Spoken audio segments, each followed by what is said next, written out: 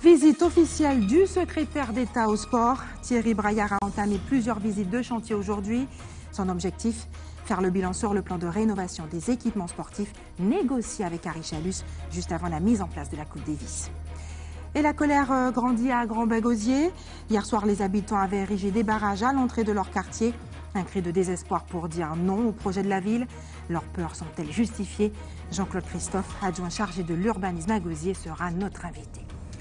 Et c'est officiel, le siège de la cave de Dotémar aux Abîmes est aux normes sismiques. Il a reçu sa certification aujourd'hui, une attestation qui garantit la sécurité du personnel, également sensibilisé sur la question. Ils sont de plus en plus nombreux à vous proposer leur service pour faire de votre mariage le plus beau jour de votre vie. Rencontre avec 3 jeunes femmes guadeloupéennes entrepreneurs. Elles nous ont ouvert les portes de leur showroom, un espace dédié au bonheur des dames, mais également des messieurs. Bonsoir, je suis heureuse de vous retrouver ce soir. Le secrétaire d'État au sport, Thierry Braillard, est actuellement en déplacement officiel en Guadeloupe. C'est avec lui, souvenez-vous, qu'Harry Chalus avait négocié le financement de plusieurs équipements sportifs en échange de la prise en charge de l'organisation de la Coupe Davis en mars 2016. 11 mois après cet accord, les deux hommes dressent un état des lieux sur les chantiers en cours. Première visite ce matin au complexe sportif de la ville du Moule. Nathalie Dinan, Patrick Curie.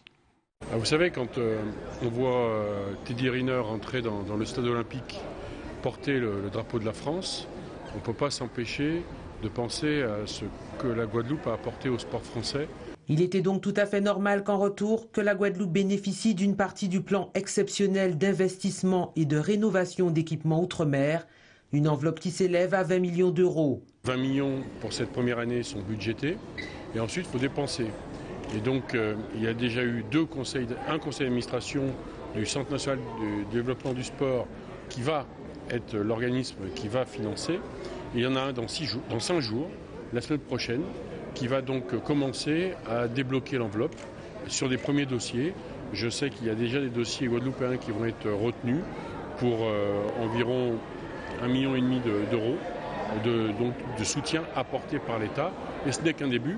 Il y aura un autre conseil d'administration en novembre 2017 où là, je l'espère, l'intégralité des 20 millions auront été dépensés pour cette première année. Au Moule sont prévues une pelouse synthétique, une piste d'athlétisme toute neuve. Dans cette région de la Guadeloupe, on dénombre de nombreux sportifs de haut niveau et une grande variété de disciplines exercées. D'où l'investissement en équipements multisports. Exemple pour le taekwondo. Optimiser les performances et on pourra optimiser les résultats. Un accueil digne de champion au Moule, mais aussi à Pointe-à-Pitre, où le président Chalus l'a défié au tennis et les jeunes basketteurs au panier. Thierry Braillard est venu porter la bonne nouvelle et muni d'une belle enveloppe. Un geste qui satisfait Jacques Bangou, maire de Pointe-à-Pitre. S'agissant du territoire de Pointe-à-Pitre, il était essentiel pour nous de partager avec lui le premier label de ville active et sportive obtenu par une ville d'outre-mer et de lui montrer également que ce n'était pas une labellisation vaine, mais que ça correspondait à un niveau d'équipement et à une politique de participation sportive qui est exceptionnelle sur le territoire de Pointe-à-Pitre. La terre de Guadeloupe et ici à Pointe-à-Pitre en particulier, nous sommes une terre de champions, une terre de pratique sportive, une terre d'exception dans tous les domaines et nous tenions à le faire partager à notre secrétaire d'État. Donner rendez-vous à cette graine de champion aux Jeux Olympiques de 2024 à Paris. Et le secrétaire d'État a inauguré en fin de journée le hall des sports régional de Rivière-des-Pères à Basse-Terre, une infrastructure qui n'avait jamais été rendue opérationnelle depuis sa construction en 1997. Et tandis que le projet d'Albioma pour Marie-Galante est largement contesté sur l'île, la multinationale doit faire face également à un vent de contestation en Martinique. Les militants de la Sopamar sont de nouveau mobilisés. Depuis hier soir, ils ont décidé de se réunir au port pour bloquer la sortie de la cheminée destinée à la centrale de biomasse. Voyons les précisions de Guy Raphaël René. C'est ici, à l'entrée de la tranche est de la zone portuaire de Fort-de-France, que les militants de la Sopamar ont attendu en vain le convoi qui devait transporter la cheminée jusqu'au Galion. Nous avons réussi à faire suspendre le permis, enfin même annuler le permis d'exploitation de la société Albioma. Donc nous ne comprenons pas qu'ils continuent à construire leur usine comme si de rien n'était, avec les autorisations de l'État, c'est-à-dire qui encouragent l'illégalité. En octobre 2016, à la demande de la Sopamar, le tribunal administratif avait annulé l'arrêté autorisant l'exploitation de la centrale, mais pas celui concernant la construction. Après avoir fait appel de la décision du tribunal auprès de la cour d'appel de Bordeaux en novembre dernier, les dirigeants d'Albioma restent sereins pour la suite. Nous avons parfaitement le droit de construire. On espère que, si vous voulez, le tribunal, la cour d'appel nous donnera raison. Ok. Mais sans attendre, il n'y a rien qui nous empêche de déposer une nouvelle demande d'autorisation d'exploiter. Donc on explore toutes les voies pour se remettre en ligne et redisposer d'une autorisation d'exploiter. Une nouvelle demande d'autorisation d'exploiter serait déjà en cours d'instruction à la préfecture de Martinique. En attendant, les militants de la Sopamar restent mobilisés pour bloquer toute tentative de sortie du port de la cheminée d'Albioma. Autre contestation qui ne cesse de grandir, celle des habitants de Grand-Baie à Gosier. Menacés d'expulsion pour cause d'utilité publique, ils refusent de céder la place au projet d'aménagement prévu par la municipalité, un projet nommé Grand-Baie demain. Toutefois, le programme n'est qu'à l'étape de projet. La ville n'a pas encore réussi à justifier le motif d'utilité publique. Jean-Claude Christophe, bonsoir. Bonsoir. Merci d'avoir accepté notre invitation ce soir. Vous êtes élu à la ville du Gosier, adjoint au maire Jean-Pierre Dupont, en charge de l'urbanisme. Alors, il faut d'abord un petit mot quand même sur ce projet, cette zone du littoral qui sera transformée en une sorte de grande base nautique, une aire de pique-nique, une mangrove restaurée et de nombreuses activités nautiques et balnéaires sont prévues. Alors ce n'est pas la première fois que ce littoral, ce magnifique littoral, il fait l'objet de convoitises, notamment de la part de promoteurs privés, mais également par la puissance publique. Est-ce que ce projet est motivé par une volonté de préserver les populations des risques naturels, ou est-ce alors une stratégie non avouable de se débarrasser de la prostitution qui y sévit? Bon, écoutez, je suis très heureux que vous m'accueilliez ce soir pour en parler. Je voudrais rappeler de façon très historique que le projet de la rénovation de la RHI de Grand-Baie, c'est un projet qui remonte à peu près d'une vingtaine d'années. Ça veut dire que quand le périmètre a été arrêté par l'État, le financement de 80% de l'État a été mis en place. Nous avons, dans un premier temps, fait, à travers l'opérateur, mis en une démarche pour sécuriser la rénovation. C'est-à-dire que c'est un espace qui est assujetti à des risques naturels majeurs. Donc, il a fallu faire l'étude pour la mise en sécurité des futures habitations dans le cadre de la rénovation de l'habitat. Donc, on a créé 2 digues. Le temps de faire les digues, ça a pris 3-4 ans parce qu'il fallait faire les études préliminaires, il fallait trouver les financements et après, on a commencé véritablement la rénovation. On a fait des VRD, on a fait de l'éclairage et on a aussi, au regard des risques majeurs entre les zones rouges et les zones bleues, on a défini un certain nombre de familles qui seront relogées sur le site en Jean-Claude Christophe, pour que ce soit très clair, est-ce que la zone de Grand-Baie est la seule à être vulnérable? La Dufort ne l'est pas? Non, attendez. Quand je dis ça, nous sommes sur une histoire. Hein. On n'a pas choisi Grand-Baie par hasard. C'est la raison pour laquelle je fais l'historique sur la situation. Pour expliquer, quand nous sommes arrivés à ce point-là, il y a eu, comme ça s'est fait pour Mango, on a fait une RHI de Mango qui a été fait sur site, la démarche était la même. Nous sommes arrivés à un niveau où il y avait des familles qui devaient être logées sur le site de Grand-Baie en loyer, c'est-à-dire en location sociale. Il y avait d'autres personnes qui devaient être régularisées. Donc, entre-temps, les coûts pour produire le logement social, il fallait faire des pieux par endroits qui descendaient jusqu'à 20 mètres, il fallait surélever le plancher entre 1 mètre et 1,50 m pour faire les fondations, et il ne fallait pas qu'on ait de l'habitation au rez-de-chaussée. Il faut savoir que dans le cadre du logement social, le coût d'un logement est plafonné. Ça veut dire que ça explosait le plafond de la production de logements. Et la deuxième chose importante, c'est qu'il y a eu, au regard de ce qui s'est passé en France, à Fos-sur-Mer et à Vaison-la-Romaine, une situation qui a permis d'apprécier des constructions qui avaient été autorisées sur des sites naturels, au point qu'on a rappelé un préfet et il a été mis en examen. Donc, attendez, non, je continue, c'est très important. Nous avons très peu de temps, il faut aller très vite et être concis. C'est que nous sommes arrivés à un moment où il y a eu des textes réglementaires. Compte tenu du coût de sortir les logements et les risques naturels, parce qu'il y a eu des lois qui ont été promulguées, donc on s'est trouvé dos au mur.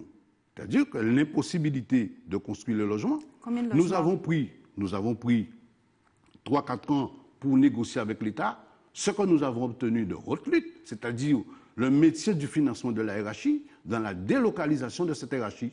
Donc il y a 25 personnes qui seront relogées à Kervenou. Kervenou, c'est près de Bernard, à 5 minutes de la mutuelle de Margaillard. Les personnes qui devaient rester sous le site, ils ont commencé à payer pour régulariser. On ne peut pas régulariser. Donc, ils seront remboursés. Nous leur proposons, adossé au projet de Kervenou, de faire 25 logements, pas des immeubles, des logements où les gens auront leur devant-porte, ils auront leur maison, ils auront la cour. Donc, ces gens-là, ils deviendront propriétaires. Donc, quand on dit aujourd'hui qu'on propose un projet, le projet, il est né d'une situation qui... Je voudrais rappeler quelque chose. Nous ne sommes pas en conflit avec les gens de Grand-Bay. Sauf qu'eux manifestent et sont en colère et refusent ce projet. On comprend totalement. Parce qu'au départ, l'objectif était de les garder sous le site. La situation fait qu'on ne peut pas les garder. Il y a deux solutions.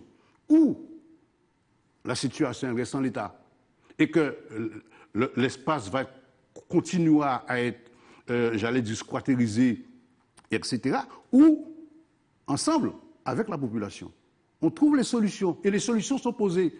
Quand on crée la DUP d'intérêt public, d'intérêt général, pour permettre au préfet de nommer un commissaire enquêteur, afin que les gens, les garanties, leurs biens soient garantis, et même les préjudices qu'ils considèrent avoir subis soient garantis pour qu'ils soient indemnisés. Jean-Claude Christophe, il faut aller beaucoup plus vite. Le motif d'utilité publique n'a pas encore été justifié. Que se passera-t-il si l'argument du projet de l'intérêt général n'est pas retenu? Est-ce que ce projet sera repensé de sorte à intégrer ces habitants? Moi, je vais vous répondre très simplement. Encore une fois, la majorité des gens qui sont sur Grand-Bay, et beaucoup d'entre eux, nous les connaissons. Ce sont des gens que nous connaissons, qui nous ont accompagnés même politiquement. Donc on n'est pas contre eux. On est simplement en train de proposer une alternative à une situation auquel nous-mêmes, on avait souhaité, c'est-à-dire qu'ils restent sur le site. L'incapacité de rester sur le site est prenant. Il existe. À ce moment-là, nous avons trouvé pour chaque famille des solutions adaptées à leur situation. Des logements qui seront construits? Oui. Et aussi des logements en accession à la propriété, mais hors du site. Et nous avons pu gagner l'accord de l'État qui va reporter les mêmes financements pour la hiérarchie dans le cadre d'une hiérarchie délocalisée, ce qui ne s'est jamais fait en France. Jean-Claude Christophe, nous sommes arrivés au terme de cette interview. Malheureusement, merci d'avoir accepté en tout cas notre invitation ce soir et d'avoir accepté aussi vite de répondre à nos questions. Dans le reste de l'actualité en Guadeloupe, malgré l'annulation de l'élection de la Chambre de commerce et d'industrie des îles de Guadeloupe, la Chambre consulaire continue de fonctionner. Avec ses partenaires, le Centre de gestion et l'Ordre des experts, ils ont présenté les nouvelles dispositions de la loi Finance 2017 aux chefs d'entreprise, au WTC de Jarry. Aujourd'hui, le détail avec Isabelle Amou. On regarde ensemble. Dès 2018, le prélèvement à la source de l'impôt sur le revenu sera applicable pour les entreprises.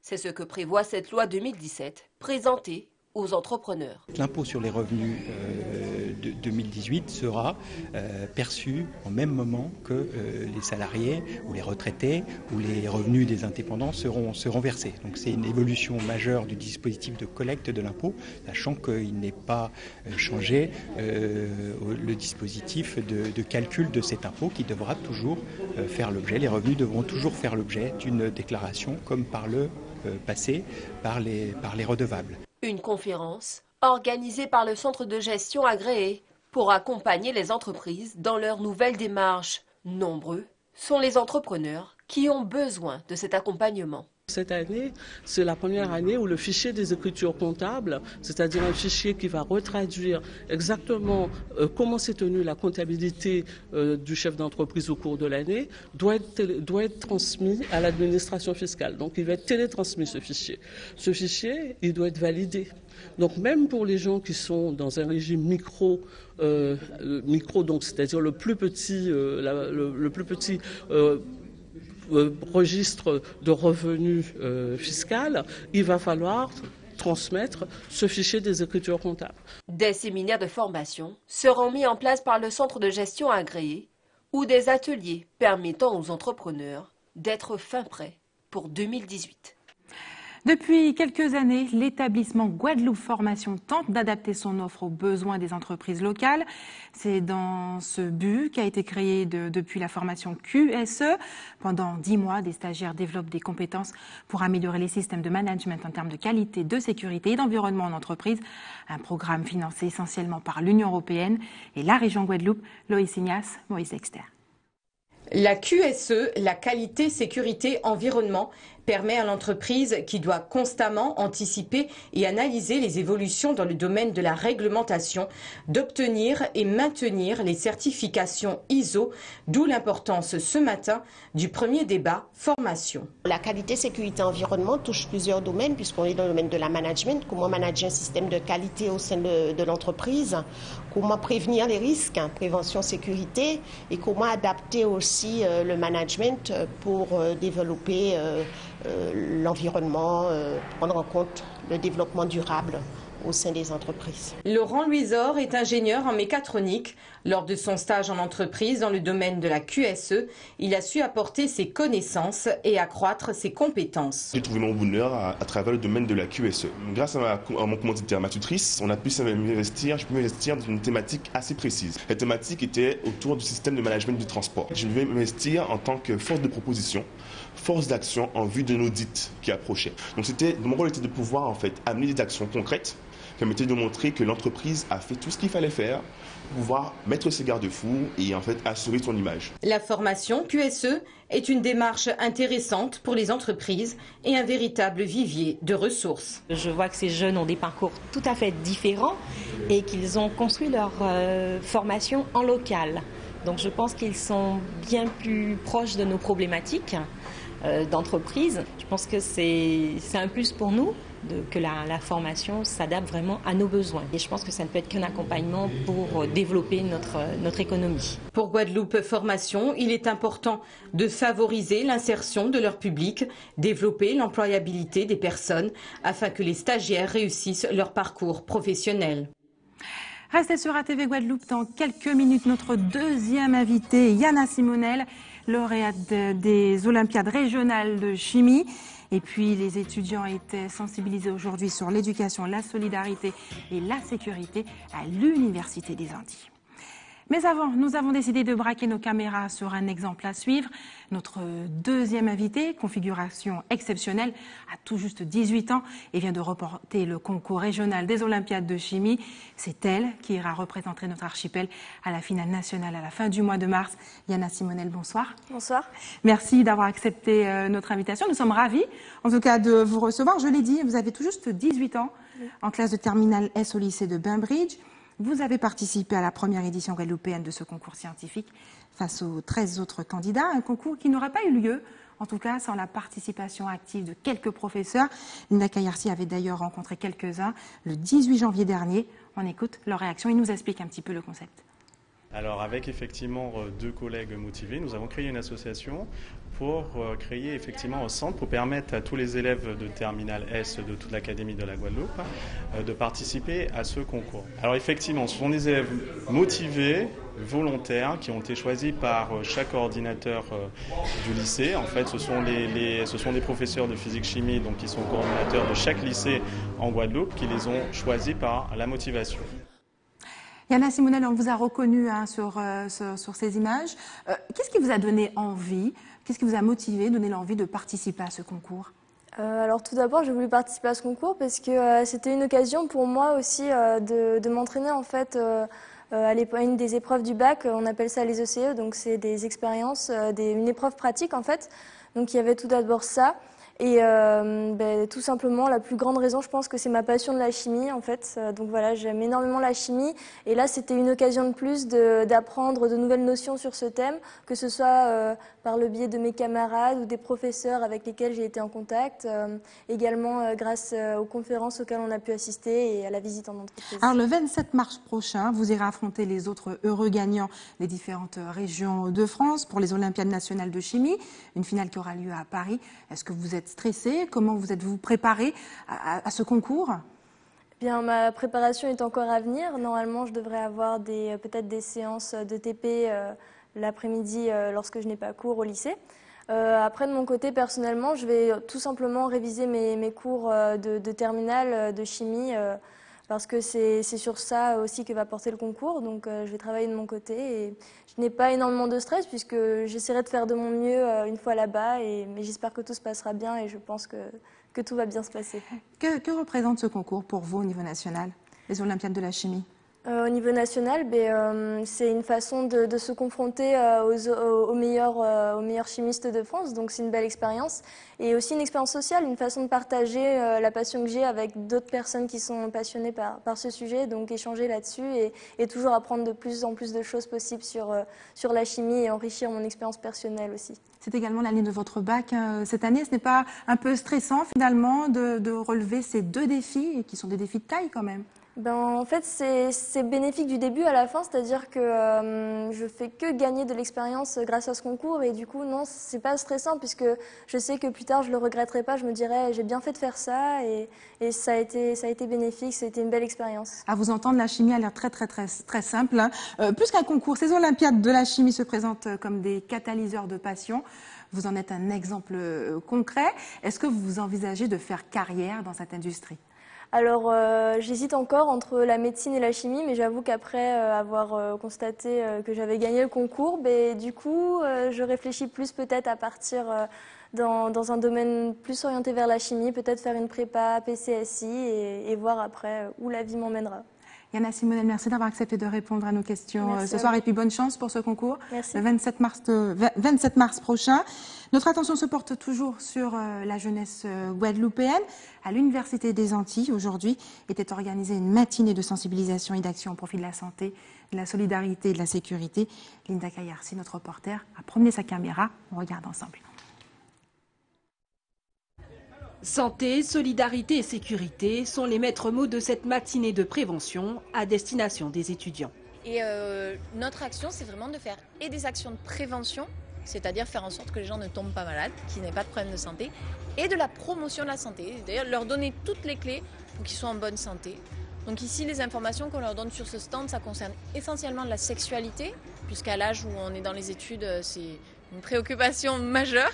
Et puis aussi l'alimentation, le sommeil, le moral, tout simplement. Pour l'occasion, des exercices pratiques de secours pour sauver des vies, mais aussi susciter des vocations. Ce village m'a permis de me refamiliariser avec les exercices de secours, de premiers soins. Ça m'a donné envie de passer mon PSC et c'est intéressant en fait. Un bon début pour cette opération qui n'a pas attiré la foule des grands jours. Mais l'important pour les étudiants de la faculté de médecine, c'est que le message passe. En fait, elle consiste à sensibiliser les jeunes étudiants de Filleul sur le thème de la santé publique, de promouvoir un peu cette santé publique parce qu'on est étudiants en médecine. Donc c'est important pour nous, en collaboration avec le SUMS. Le SUMS, c'est eux qui ont organisé cette journée avec nous. Et donc c'est important de fédérer autour d'un même sujet de la santé publique parce qu'en Guadeloupe, c'est un petit peu laissé pour compte. Donc on essaie de mettre ça en valeur, quoi. Gageons que les étudiants prennent davantage conscience d'être solidaires et en bonne santé. Et l'actualité du jour, c'est aussi la certification du siège de la CAF à Dotémar-aux-Abîmes. Isabelle Hameau nous en dit plus, on regarde. La CAF, un bâtiment résistant, est désormais certifié gestion du risque sismique. Une certification qui confirme la sécurité du personnel et permettant à celui-ci d'agir différemment en cas de séisme.